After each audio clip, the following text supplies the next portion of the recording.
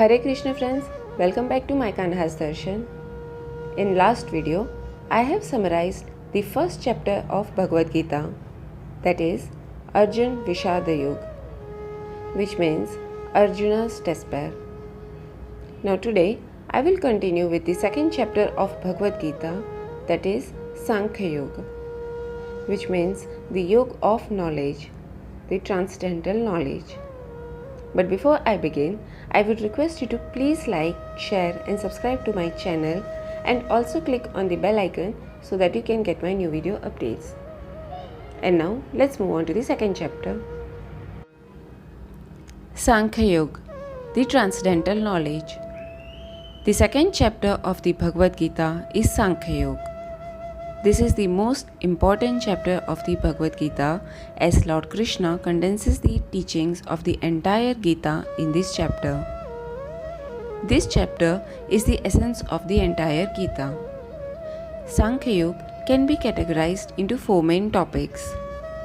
First, Arjuna completely surrenders himself to Lord Krishna and accepts his position as a disciple and Krishna as his guru. He requests Lord Krishna to guide him on how to dismiss his sorrow. Second, explanation of the main cause of all grief, which is ignorance of the true nature of self. Third, Karma Yoga, the discipline of selfless action without being attached to its fruits. Fourth, description of a perfect man, one whose mind is steady and one-pointed. Lord Krishna responds to Arjuna by arguing that such timidity at this moment is unworthy of a noble mind.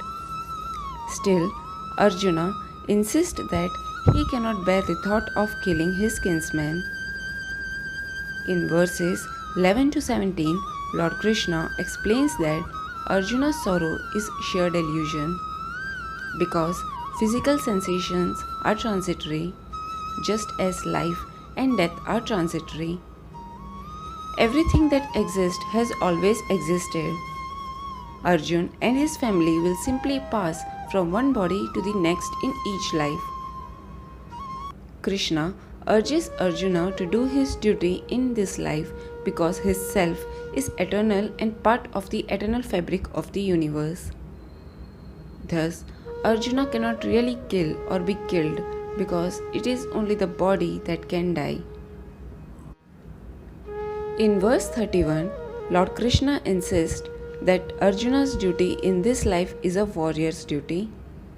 Therefore, Arjun must live to his highest potential by fulfilling that duty. Lord Krishna warns about the danger of becoming too focused on scripture instead of on meditation to clear the mind of confusion and desire. Action must be done for the sake of action and not for the sake of attachment to the results of that action. This is the way of Karma Yoga, Lord Krishna explains.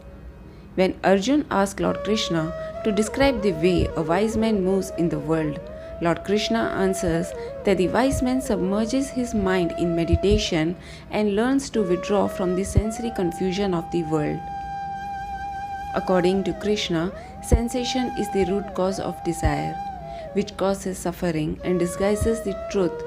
Individuals must have self-control and self-discipline to achieve a state in which desires can flow through them without affecting them. So friends, the point of Karma Yoga, as Lord Krishna explains, is to perform action without attachment to the outcome of that action. In other words, Karma Yoga is the philosophy of doing right action and duty as opposed to selfish action. In doing right action, individuals do not cure more karma but instead free themselves from the karmic consequences of their action. Through the practice of Karma Yoga or selfless action, a person may move closer to Samadhi or a liberated mind.